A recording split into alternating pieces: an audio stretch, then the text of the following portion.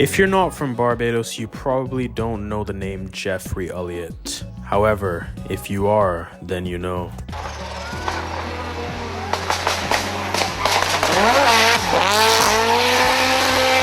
Fellas tell me that I'm Drift King of Barbados or Caribbean, but we just try to do what we can do. This year, the Ullyett's family will have 3 cars competing in Rally Barbados. That includes Geoffrey, his brother Chris, and of course, his son Daniel. Daniel just turned 16. This clip is from 8 years ago. He had a go-kart with a handbrake practicing drifting. Handbrake. That's the speed. The helmet for safety.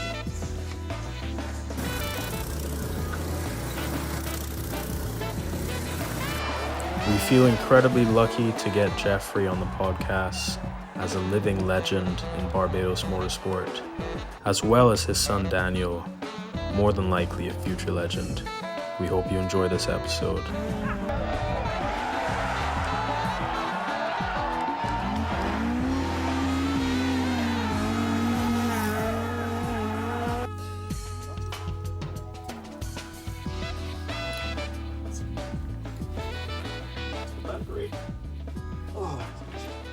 Good? As good as we ever will be.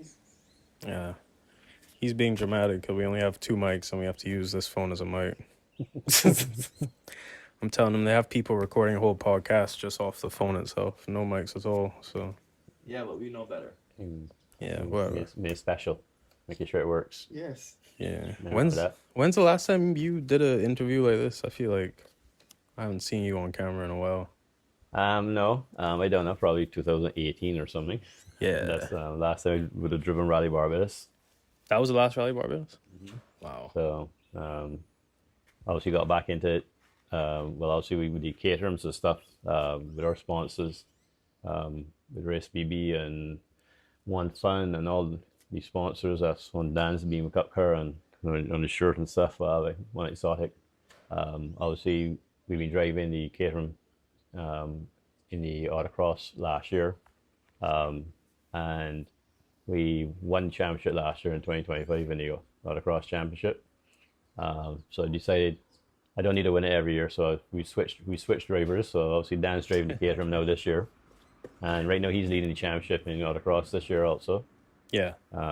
He also first event yesterday was at Walkless Raceway, so he actually was fastest junior in qualifying, and then he got picked out, however, in the final, but against Axel Goodrich, but Axel actually had a cone, so he actually got a 1 second penalty. So, and they did both. Axel I think won it with a 1:10.2, and Dan was a 1:10.4. So the 1 second penalty pushed Axel to 1:11, so it gave Dan the win. So he would have won both of those yesterday. Wow. So he'll be leading juniors now in Walkless Raceway. And obviously, as you say, he's been driving the Beamer Cup cars at Bushy Park and autocross at track days, even before he has his license. So the input that he's had is good in the cars or stuff, but it's no learning stages. I think is what he realized in the last 2 rallies that we did, because he's done the first rally, which was Walkless on the Saturday, and then the rally that we stuck to. When I was in the car, he stuck us between 2 poles, parked us gently between the when the car actually fended off the road. And the second thing, so I saw that. But that's so he's driving good. I was happy with him sitting there, comfortable, so I have no problem with him driving the rally. But as I said earlier, my first rally was going to start it with 60 horsepower, and he's doing his first rally with a BMW with 140 horsepower. So the life has changed. Everything's going forward. It's going faster, sort of issue. My dad and I used to tell stories about them driving Morris minus flat out, but I think that was what they used to be flat out doing 50 or 60 miles an hour. In 2008 when I drove the Morris when I was doing 90 miles an hour coming down Kendall with the half race engine in it, and we lost brakes 3 times in Kendall. The pedal going to sort of drum brakes right around. So this technology has changed. You know, we now into R5 things where any brakes on the car are more than you hold more swinging. Would you ever want to drive an R5? You don't say no to those questions. Okay. For the dollar value that you're getting for the cars, I mean, I've always driven rear-wheel drive cars. I prefer them, sort of issue. Not saying that you can't get a R5 car to drive how you want as a rear-wheel drive. I think you've seen it with Sullivan last year when they championship in R5s in the 2025 championship. Before that's where he got moved up into the big league this year. Okay, he won it, and the car was never straight. So the thing about it is that you can drive four-wheel drive cars. You know, not saying sideways, but it's called in the world of motorsport, it's called a slip angle sort of stuff. It's a 7 to 10 degrees of slip angle is fast around a corner driving straight. Yeah. So accelerate now you're straight, flat out and braking, and then slowing down and turning, accelerate again when you got big power. It works, but if you get two people that know how to drive the cars properly, you know, the sliding the car a little bit through the corner is actually faster. It's obviously being consistent is more the problem. Okay. And with our bumpy roads and stuff, being consistent on our roads is technical, because where's a pothole, where it was, you know, drive the car sideways, when you got a pothole, you can pop your rim off your tire. It just happened to me more than once, you know. So there's some corners in our pace notes that we know don't cut mean, you know, you really can't unfortunately drive every corner sideways. Yeah. So it matters on the stage conditions that you're dealing with, or what you have to monitor and see what your situation is. Do you prefer dry or wet? Well, because it doesn't make a difference to me whether the car is straight or not straight. Dry or wet is not really a big problem. The big problem with wet, however, is how wet it is. Okay. Wet gets dangerous when you don't have enough, when it's too wet and the car starts to aquaplane. Okay. That happened to us early this year also. On road tires are grooved, and we went up, we aquaplaned off the road, and we weren't the only ones. Kurt Thompson's, Jaden, Spencer Hutchinson, everybody was having problems with that, because again our roads are smooth, you know, our limestone polishes or whatever, so so we don't get grip like how they get in England. Okay. And that's the difference with our roads sort of stuff issue. So and then the difference with the wet too also is if some of the guys are starting to cut, you're right. Luckily now, recently I've actually been putting cones or things to stop like the four-wheel drive cars and the R5 cars, the early cars, from cutting the course, because with the four-wheel drive car they can drop two wheels off the road, but when they do that, they suck a whole bunch of dirt back onto the road. Okay. And then it makes the road then, because it was slippier, but now it comes no muddy, which is even worse than wet. So but the worst conditions actually what I had a couple of years ago in Rally Barbados, where it rains and then it dries up, and then it rains and then it dries up, and then it rains and then it dries up, and that's actually a way more challenging road conditions than if it's dry or if it's wet. That would have been Rally Barbados 2021. Yeah, I think it was one of those. One Ken Block was here. Yeah, Ken Block was here. I think 21 I think, and 22 I think was wet also. There were two of them recently. 2020 was soaking wet at the beginning of the rally also. So yeah, Mother Nature, you got to deal with it. But that's rallying. That's the difference between rallying and racing. You know, racing or whatever, if you go Bushy Park, you go Vaucluse, you know, the corners are there all the time. I mean, at Vaucluse, so yes, the problem with Vaucluse is that it's gravel. It has mixed surfaces sort of stuff issue, and the track or whatever, as Dan would tell you, it was a waste of time even trying to put your fastest time first run, because it's impossible, because by second or third run, well, you're actually 3 seconds faster just because the track cleans up. Well, at Bushy Park, well, that's different sort of stuff issue. The track is normally, it doesn't have that sort of dirt or whatever on the track to make those conditions change that much. And F1, I guess to call that evolution, track evolution.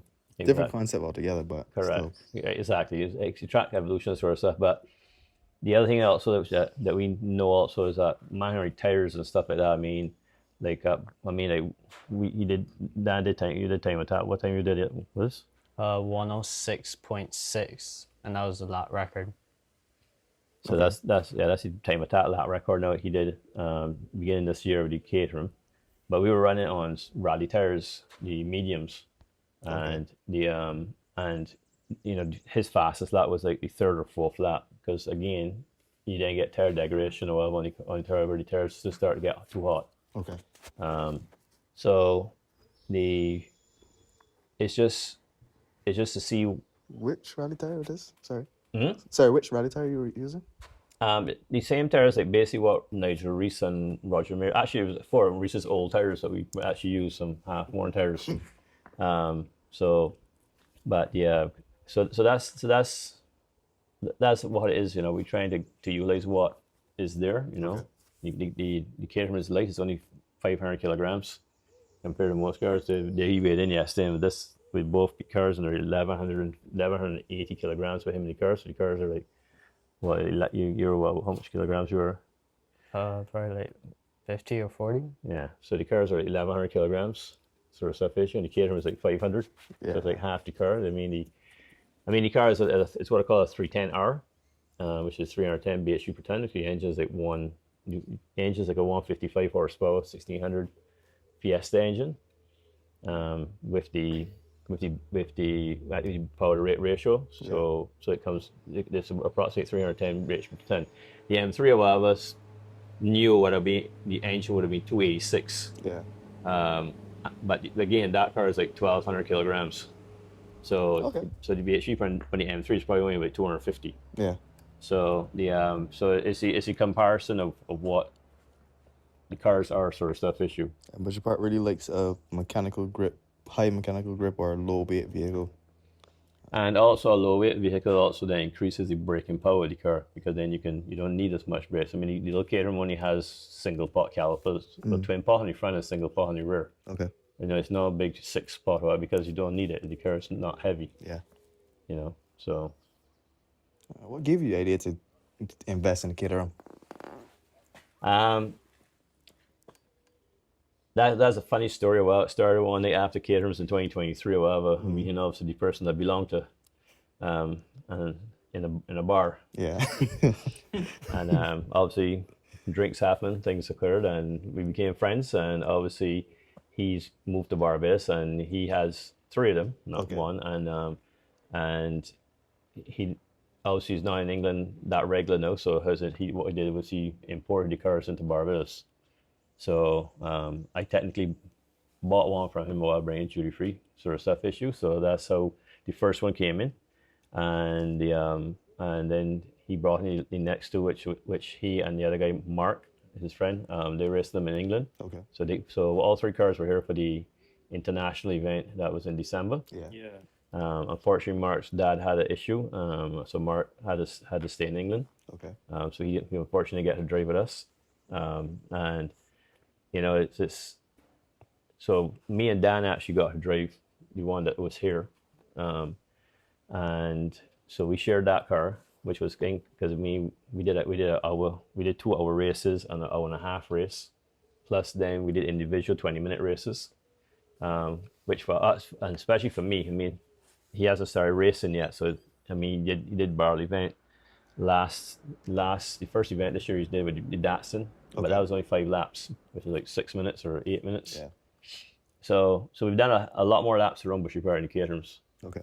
So it proves to me a while that we do too much sprint racing and too much stuff. While you know, and there's a big argument going on in Rally Barbados 2026 with the central servicing, because we've all built sprint cars. We've had sprint Bushy Park cars. We've had sprint rally cars. We normally only do hill sprints. So if we can put half a gallon of fuel in the car, we're happy to do it to try and to wait. Going back to St. Caterham, the lighter it is, the faster it is. Yeah. Better it breaks. So I understand the concept, however, why the fellas are querying it. But the thing about it is that all the rest of the world, you know, you do 3 or 4 stages and then come back in. Yeah. It's part of rallying sort of stuff. It's not racing where, you know, it's 10 laps and you can put in X amount of fuel. In the Caterham as well, we have a connector that connects to the fuel rail that after each race we pump all the fuel out of the tank.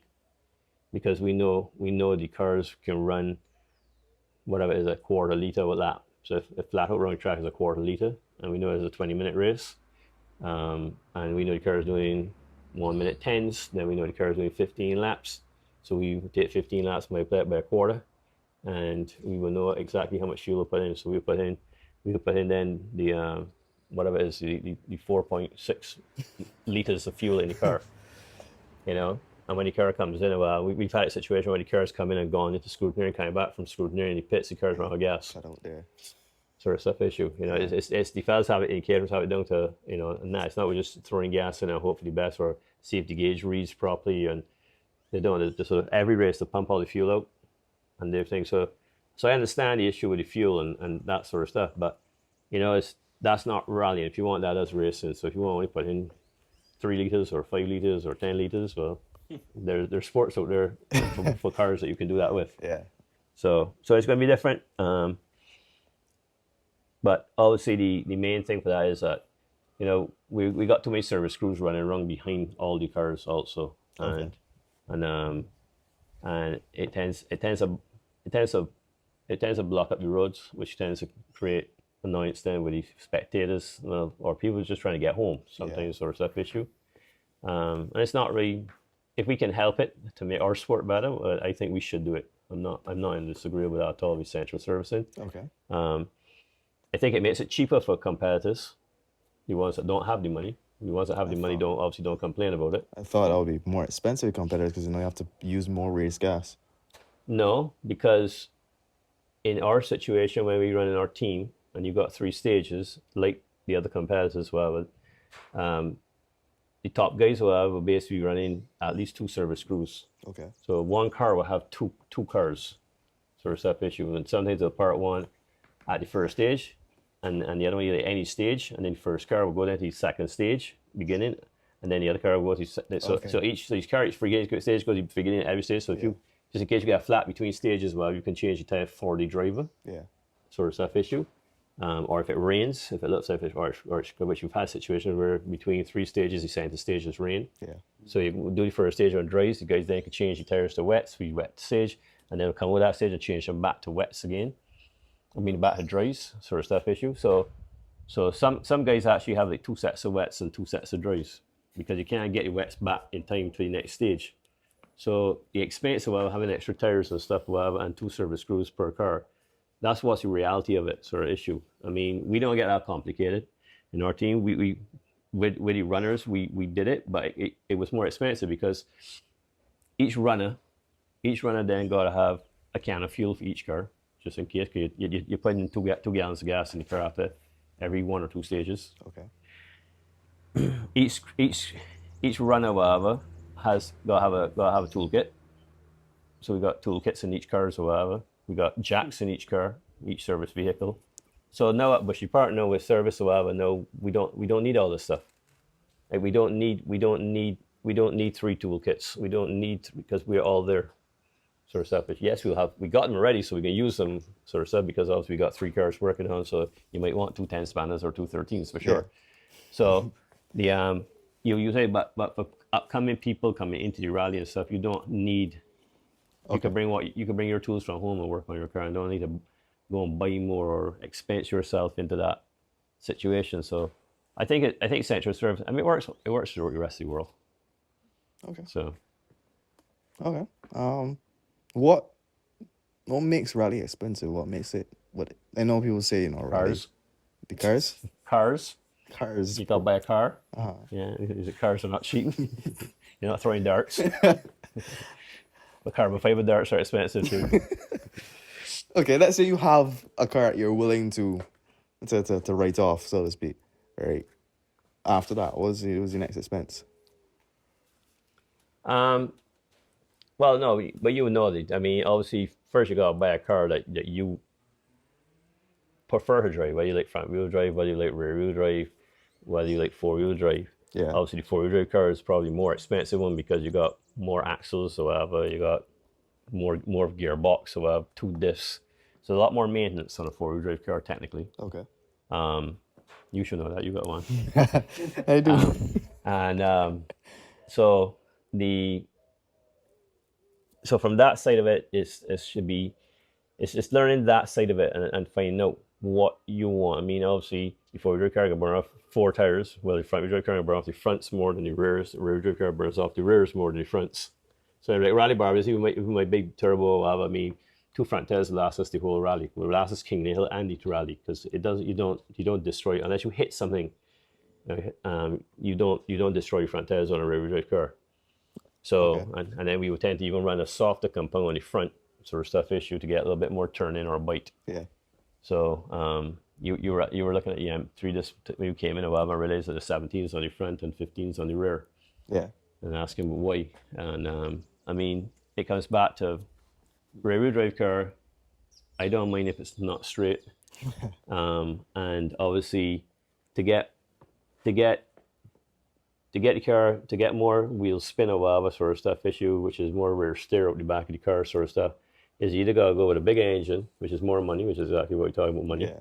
So you don't want to spend money sort of stuff issue, but then it's all about horsepower to rub it to the ground. Yeah. So it's either a smaller tire, thinner tire, so that the 280 horsepower you got, you can light it up. Mm-hmm.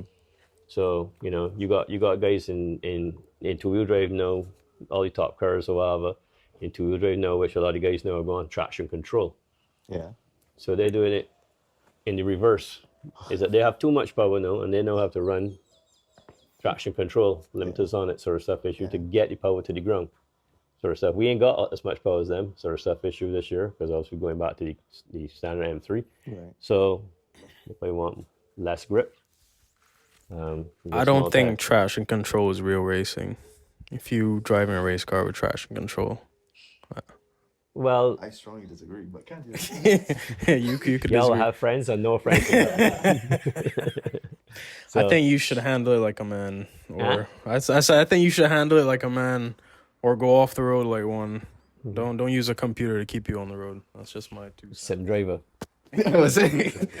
Yeah, but exactly. So I mean, I had to think about. I mean, growing up, a lot of all the Ari Batlam, Henry Toytons, all that sort of stuff, which was the good old Group B and Group A, and the Escort Group 4 style of rallying, which is where I came up from, sort of stuff. Issue ever. I mean, them boys didn't even have sequential gearboxes, And you hear, oh, we got flat shift. Okay, well that means just lift your foot off the throttle a little bit and change the gear.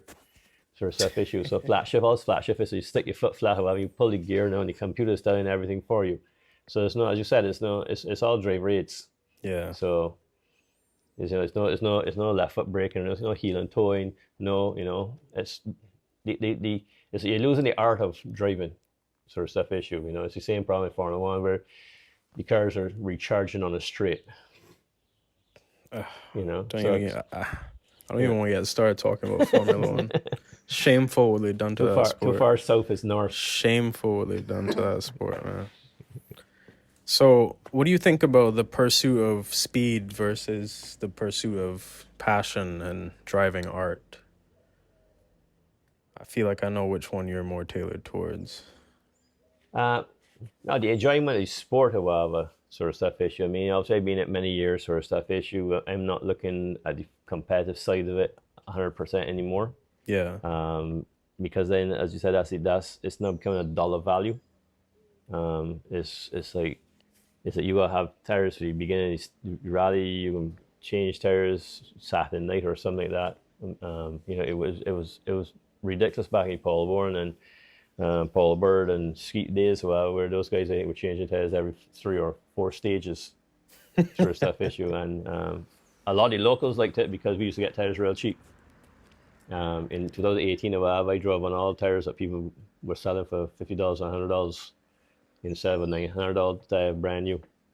Wow. So it is expensive. We get back to what you say. We think it's it becomes expensive, sort of stuff issue. We got road tires in front of us here on the other side here, sort of stuff issue. Because some are for the Escort, some are for the BMW, some are for the M3, some are for the Caterham. And when you think that the cheapest tire there, or whatever, for the M3, for the Beamer Cup car or Westlake road tires, $330 each. To a Pirelli that could be $1,000 duty free. I don't have to. You can add it up. Yeah. So it does get expensive just with tires. So Yeah. and then the guys are now onto 109 fuel, which is way more expensive than pump gas. I think we pay it's $4 a litre, be it $3 something a litre, $4 a litre. So a 5 litre jerry can when we go to a gas station for the Beamer Cup cars just to fill them up. Because usually carry cans to gas station, drive the rally car there. It's $80 for 5 litres, for 5 gallons, which is 20 litres. So the same 5 litres, 5 gallons in 109 is $300. So you're over three times more expensive in fuel. I remember I did the calculation to fill up my car, $600 to fill up my car with MS109, 600 plus, and a regular full tank for me is 200. So Yeah, it's like 3 times the price. It's ridiculous. But Daniel, you're very quiet. You have anything else? I have nothing really to say. My dad's just carrying over the whole entire speech, to be honest.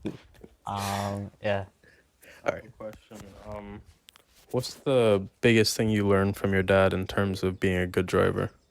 The biggest things I learned from my dad is how to steer the car. I started off at a young age, at 5, doing karting. He introduced me to it. I've gone through the routes of karting, going up from like 5 to 15, and then got introduced into Beamer Cup cars, so like one of these right here. But at the same time, in some of those minor spots, I've been carried out on the grass, so I have a grass patch up above. I've driven a 1300 chimney, all standard, just driving on the grass, have a low track up there, learning how to steer the car properly on grass, and then learning all the procedures. Yeah. So did you always know that you wanted to be a race car driver, or was there like a moment in time where you decided, or was it always there? It's just all in blood, to be honest. Yeah. It's ran through the whole entire family, and it called on to me. Yeah, you guys have had generations of racers in Yeah. the family. Huh. He could have been lucky a while and drive like his mother, because she doesn't go past 60 most of the time. They saved me a lot of money in cars. It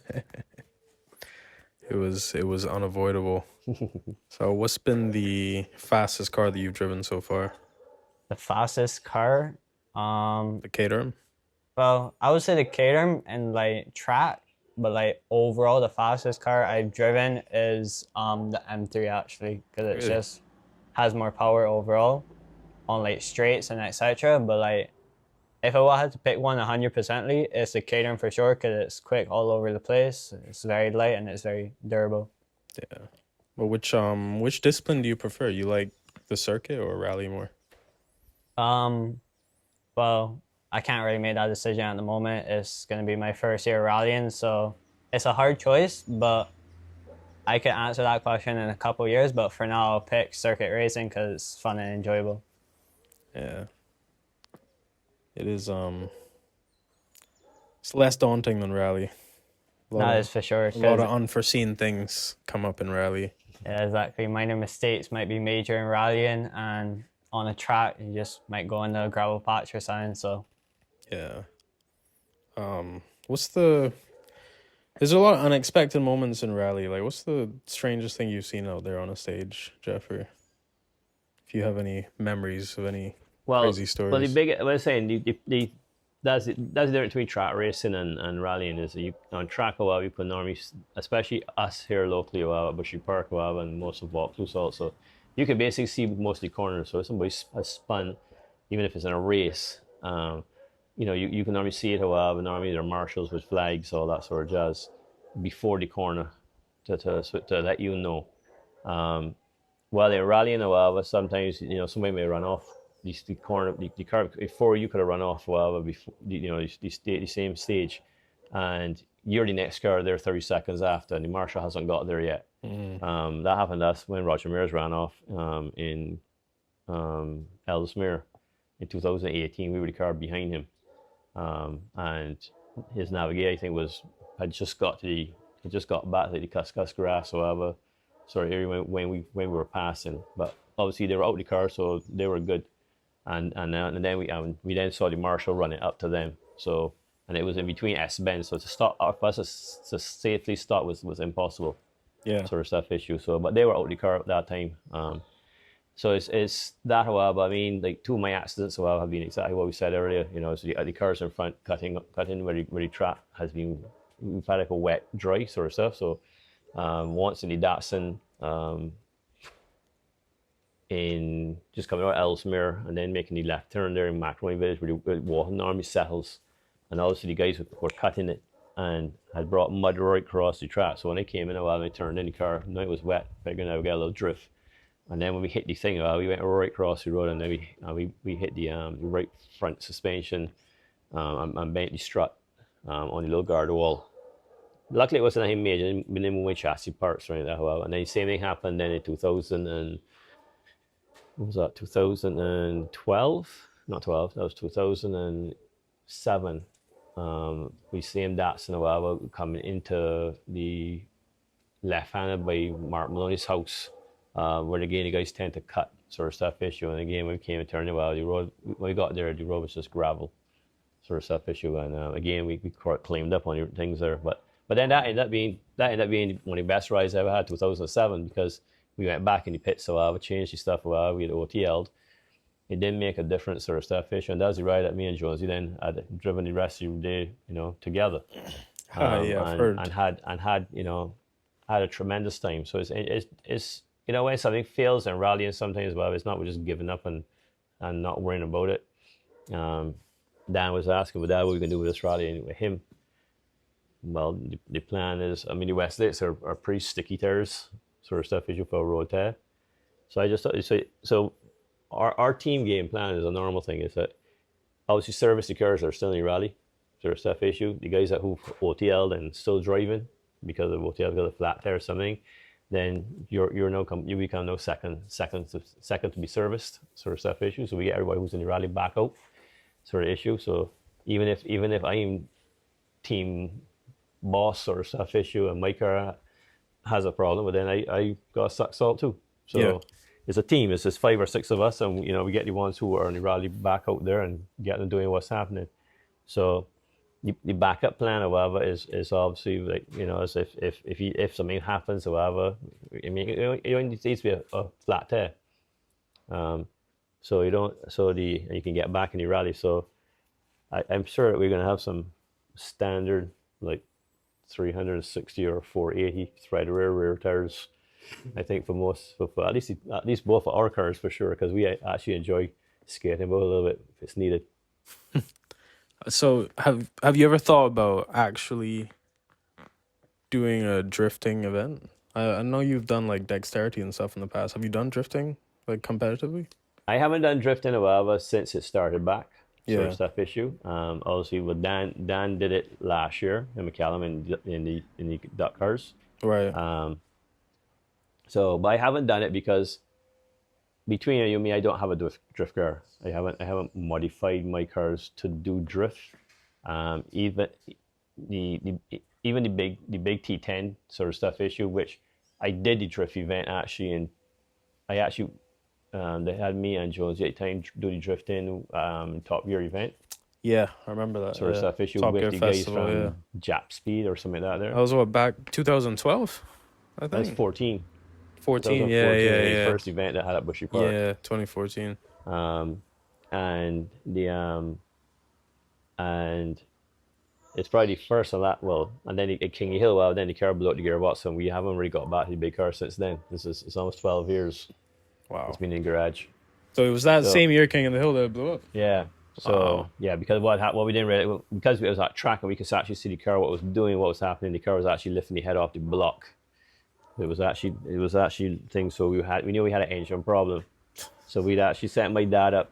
He had to go up to the States as well. So he flew up the that was right because the Top Gear event was the week or 2 weeks before Kingley Hill.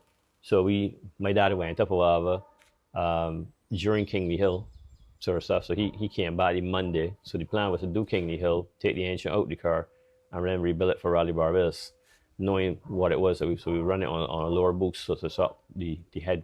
Okay, it was stretching the head bolts basically. So that was the problem we had with the car. So obviously we got all the mods. We got all the parts are still in the shop because when we here building the other engine this year for the new car, the small SR20 turbo, and the we still have we're using some parts for that to rebuild that one for now. Y'all been building that SR20 turbo for almost 10 years. I remember seeing you starting to build that in 2018. Or is that a different setup? No, this is same. That would be same engine because that's the engine we plan to use now. Okay. So the big car actually has in the old engine, the old SR, the S13 engine, which is a non-VVL head unit. Okay. So for the new car, well, we're basically going to be using the VVL engine, turbocharged sort of stuff issue. Right. Is what the plan is. A standard VVL turbo that comes in an extra is 280 horsepower. So the sequential gearbox we run in is good for 375. So we don't want to blow that. So the issue being a Wava is that we could, anywhere between 300, 320, 350, I think will be more than adequate. I mean, that's where some of the mostly, and the car's not as heavy as the M3, so we can think the car's probably going to be about 1,100 kilograms by the time we finish with it. Right. So I don't think we need more than 300 horsepower. We turbo, so we had the torque also. Yeah. So the difference between a 300 horsepower normally aspirated car and a 300 horsepower turbocharged car with torque. Yeah. There's something else. Right. Why SR? Why SR20? Because we got enough of them still. Never blew them up. Never blew up all of them. But the Gota engine, if I was to change tomorrow, it would make more sense going to a K. Okay. A K20 or K24. Because the simplicity of it. The K's got like tappets, so you can set tappets like an old Datsun. They're all adjustable. There's not all these shims and all that stuff that take you about a day and a half to shim ahead. Okay. Because we don't have the shims in Barbados. I mean, people get done fast in the rest of the world, but the lack of stuff we have here creates ingenuity of us trying to get stuff done. Yeah. So. Okay. And the old T10, how much did that make, if you know? How much the old T10 used to make when it blew the transmission? How much power was it making when it blew the transmission? We never got on a dyno, so we can't tell you that. But I can tell you in 2012, which we would have driven the car, we drove the car in 10, 11, 12, 13, and then 14 obviously is when I had the issue. Right. And 12, we went to England and did track day up there and drove the 430 Ferrari and the Aston Martin V8, and I could tell you it's faster than the two of them at least 120 miles an hour. So but we guesstimate is somewhere around like 450 sort of stuff is what we would guesstimate. I don't think it's over 500. So. And how much boost you were running at the time? We only run 22 pounds of boost. But a big turbo. It's not really that big because for the rally we want it to wake up, so it's still only a G30. Okay. So it's not a big turbo. The last engines will have obviously the reason it's helping lift the head out is because it's not. Instead of having high boost or a low compression, the engine is actually a high compression engine. The engine is still like a 10-to-1 compression or whatever engine. What we realized, the first engine we ran in 2010 was a standard engine, which is like 8.8 or something, 8.5, and it's laggy. It's real laggy sort of stuff issue.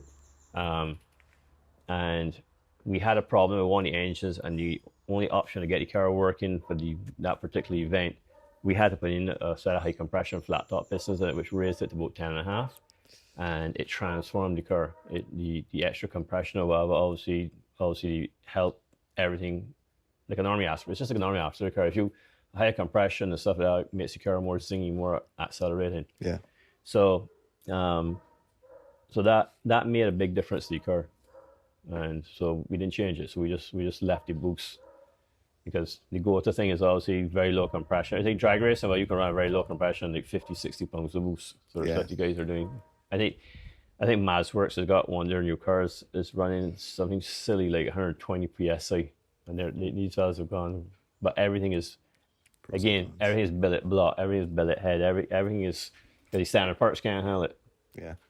So, but it comes back reason why if somebody has to go to the K engine, the Honda engine, because obviously Honda had also issues with the B series, however, and they fixed a lot of the problems going to the K. Yeah. So The K is really available. You can get in a van, you get in a this car and that car, and yeah, but there are some particular ones that you want. Yeah. Because they've got enough variants, which I know Rayleigh's into. So, yeah. but you and know, but there are especially in the SR series there are the GTIR engine block is a different block to the front wheel drive block, and then you got the rear wheel drive block. So even though they're all similar, they're still variants that some don't fit certain things, and you got to change up to get certain things to work. The first engine actually we can put in the other car. Obviously, big turbo engine is actually a SR20 DET engine, the rear wheel drive engine. Yeah. But the engine that we're going to be going back to now is actually the front wheel drive engine, because that's the engine that we used to run with the Ford gearbox on it. Because that's the front wheel drive engine. We made up all the plates for that to work with that. Okay. So so that's what we've done, sort of stuff. I think, but the difference between nowadays and when I started with the SRs back when in 2000 or whatever, 2002, Yeah. is the amount of availability of parts because of the drift world, and not the drift world, but the world out there with everybody getting wanting things to do. There, you know, there's some there go to engines and go to gearboxes. So in the obviously the engine wise, well, if you're in 4-cylinder, I mean, obviously you guys going LSs and JZs and stuff like that. But and there's the JZs and stuff are getting expensive to buy, sort of stuff issue, and getting them. The SR20s have doubled in price in the last 2 or 3 years also. But obviously they're still good engines. Well, the Honda is good, the SR20 is good, the JZ is good. Obviously you can go then with the LS sort of stuff issue, if the car can accept that size of engine. But then their gearboxes as well. I mean, like some of the guys who are drifting that got the LS and stuff are running the BMW gearbox, the 6-speed big BMW gearboxes. The 6-speed gearboxes or the BMWs, because they're coming in diesels and turbocharged sort of stuff, there's a lot of torque. So those gearboxes are actually really good gearboxes also. As a standard gearbox. The 350Z gearbox is a good gearbox. The SR20 gearboxes are crap sort of stuff. They tend to break. So a lot of guys who've had SR20 have and kept it in the sand have gone to that gearbox, in the sand gearbox. But then you can buy plates, so I would know to bolt the BMW gearbox to the SR20. You know, the Honda to the BMW. So the BMW gearbox is a go-to rear-wheel drive standard gearbox. And there are a lot of companies that are not making plates and stuff for different engines to adapt to them. Okay.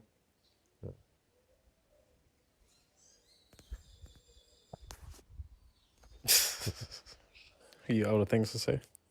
No, but I get real low vocabulary.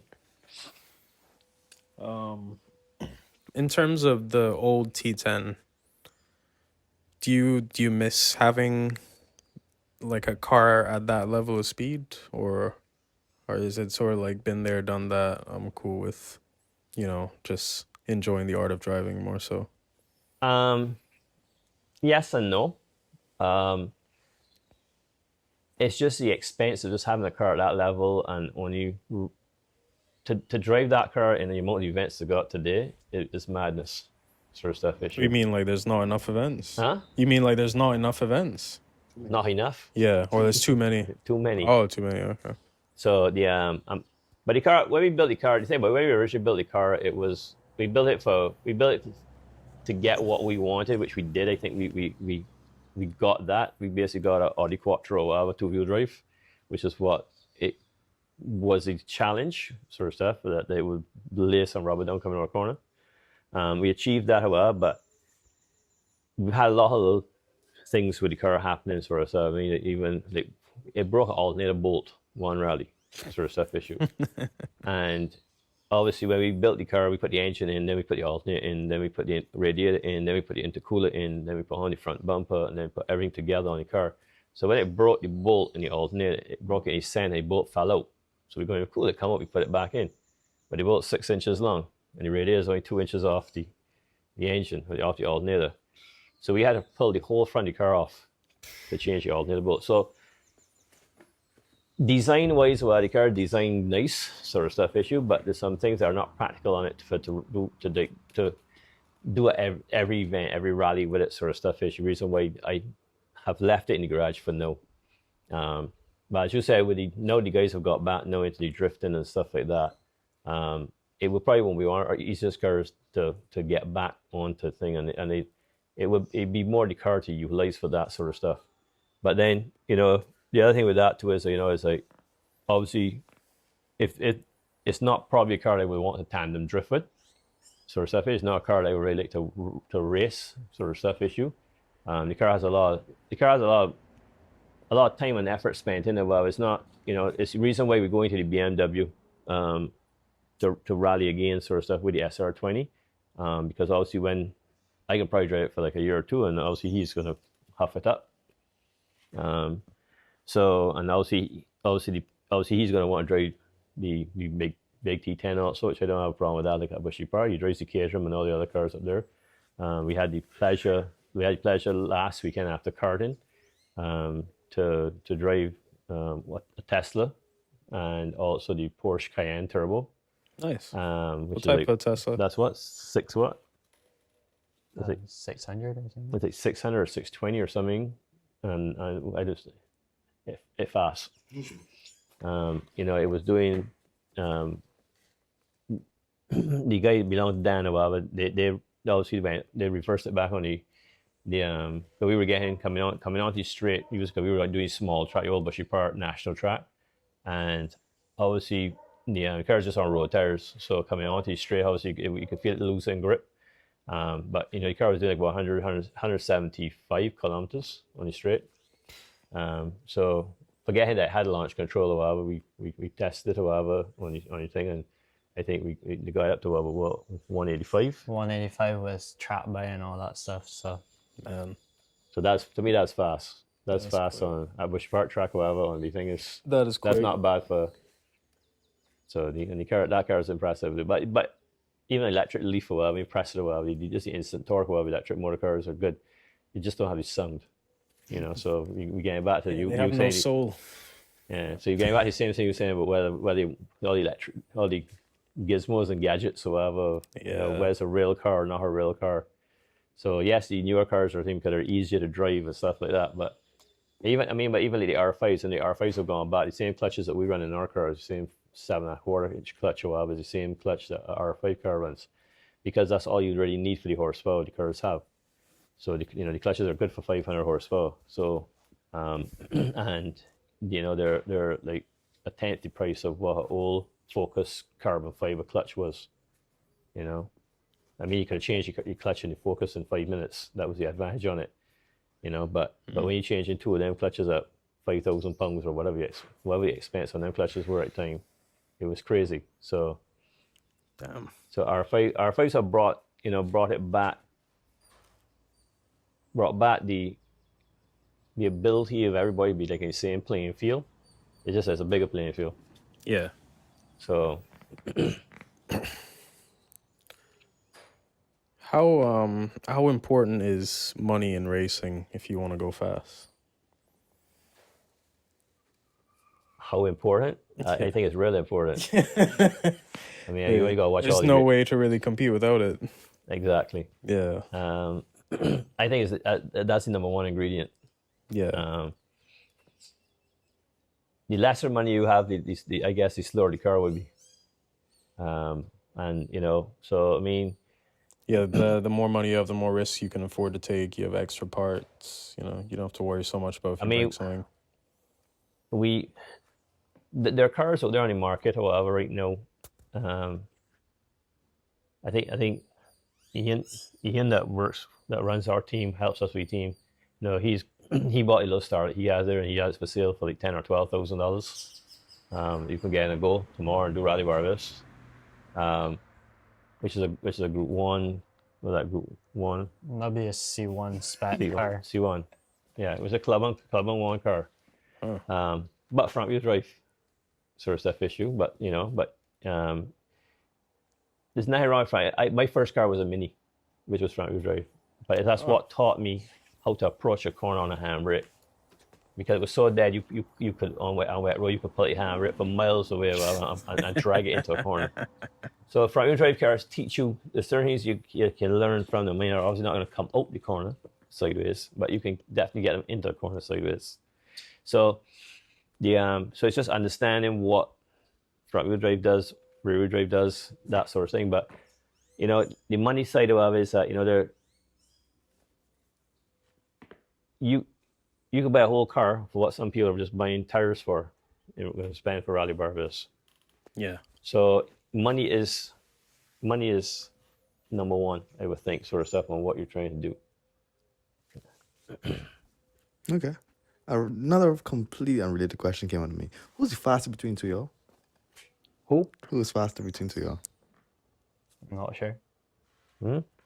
Well, we've done Caterhams, but at the same time, we've driven the same car. I was a little quicker, but that's also, I have a weight advantage, to be honest. Probably like 30 pounds or 40. So with my lightness and a Caterham car, it just goes together well. Well, him is So just what you a little say heavier. is you're faster, but you just want to come up with excuses right now? I'm not saying excuses. I'm just trying to state the logistics in a type of way. But You got your father's humility. but I would say, yeah, I'm quicker than him, Okay. in my opinion. And do you agree with that, Geoffrey? I would agree with it, and I should agree with it. From the asset being is he's been driving since he was 2. So, and he's been racing karts since he's been 5. Yeah. So at 16 or whatever, he has like 10, 11 years of proper experience or whatever. As he mentioned a while, which is hidden behind these tires, there's that little red Jivney, which was built during COVID. Okay. It was we built that so that, as I said, when he was like 7 or 8 or whatever during COVID, he was driving. We were up there driving on the grass, Right. Because we were still on the thing. So he learned that, however. But the advantages he's had, however, is not necessarily money, but I mean, obviously I know what works, Right. engineering wise. So obviously we took the Jivney and we lowered it off like 4 inches. We put it on some small tires. We put on 185 tires on your back, some 205 on your front, on grass with road tires sort of stuff issue. So it moves about. It's short wheelbase. We took the 5.1 diff over the front of the Vitara, and that fits in the rear, the chrome wheel and pinion, and welded up. So it's a welded up 5.1. It's not hydraulic, but it's got a handbrake in it, sort of stuff issue. We have modified a go-kart seat to fit in his seat or whatever, so that you could get driven. So he's had the advantage that I would not have had in my time. My first car would have been a Starlet. The first time I drove it, it understeered terribly, sort of stuff issue. Again, back in my day, we had a rose joint, had bottom arms, all that sort of stuff. My dad was like myself or better than me also in the engineering side of it. And I complained. I said, well, this is what done. That's why I'm trying to get him to do it, is to come in and tell us what's going on. Right. We had changed some stuff on the car yesterday for Vaucluse. And we knew, as you said, suspension wise. So after the first round, which we weren't 100% because obviously it was loose also. So we also to kind of get a little more rear traction. We lowered the back of the car a little bit to get more rear grip sort of stuff, and that worked yesterday. Okay. But obviously, if it has too much traction, it starts to push the front. Then we got to raise it, sort of stuff issue to get rid of it, because that's the only thing that we can really do with the cars to play with it. You can't really play with the front of the car at Vaucluse, because then you got to then change toe, and when you raise the car, all the alignment on the front of the car goes out. Right. So the only thing we can really play with on the cars really is like rare stuff. So he's been driving. He understands what I request from him, sort of stuff, for him to go faster. Okay. Sort of stuff issue. The Caterham has a really weird thing, however, and the same thing we were getting understeer with that for autocross this year, sort of stuff issue. Even with the rally tires, and the first event we had a different set of tires. We had 7-inch and 8-inch. Well, we actually had to put the 8-inch tires on the front and the 7s on the rear to try and give the front more grip. Okay. And then from us knowing how they race so well with them sort of stuff issue, they run a lot of 12 on those cars, which is crazy. Because I hate 12, but on that car because it's so light, it doesn't seem to affect it. And like last event, however, to get rid of the understeer, which we still had in with the other tires, you know, we had to go like 8 millimeters tall on the car, which is crazy. Yeah. To me, it doesn't make sense sort of stuff issue, but it's just what works on that car. So it's not for the track, but for the autocross to get to turn sort of stuff. You got it, because also we told it will turn in a little bit better. So he's doing really good sort of stuff issue. I mean, yesterday at one stage, he and Chris sold after the second run or third run. Chris eventually won the event. We had some issues on our third and fourth things with the car because I think we were running too low on fuel. Okay. We were gonna misfire in 2 corners, which was obviously a fuel surge, which then we fixed that problem for the last run. But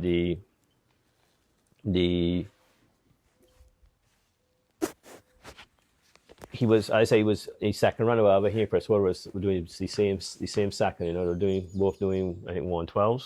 Yeah. They're both down 112 as well, so he was actually second fastest of all that race yesterday and things. So, and then he got down to 110 in the last round. So that's you know, he has good point. He's understanding. You know, it's not just to go there. Well, he's, you know, I didn't have what he had. My dad would tell, well, you know, if it ain't working, try something different. You know, so, you know, back in my day, as I said, you know, we didn't have all the fancy rollers joint on us, so we used to take the standard starter or whatever, cut it in half, and put a 3/4 nut in it, weld it back in to get 3/4 inch longer bottom arm, and that's how we had negative camber. So it's where you start and where you are now. Huh. Yeah, that's quite something. So you got to win Rally Barbados, Daniel. It's gonna be very hard, to be honest. I will go out there, enjoy myself, learn the course and all that stuff. Well, I don't mean this year. You got some time to work. I have time and all that, but I don't think I'm being able to run the car to win the whole entire Rally Barbados with financial stuff, because people with the R5s compared to the McCup car is very competitive and different. Yeah. Well, I mean, this is only your first year, so you know, it's something to work up towards. Yeah, I would say so. Right now I'm just learning the car, learning everything, and slowly aspecting up to a higher car, and hopefully one day I get in an R5 car and drive it for fun. Yeah. Anything else you want to touch on? We're right at an hour, so we can wrap it up here unless you guys want to talk about anything else. We're good. We want y'all are good. Yeah. I think we covered a lot. We'll come back for a part 2 after rally or something. Yeah. Yeah. Not a problem. All right. You know where we live. Well, thanks for watching, guys. That's it. All right, fellas. That was great.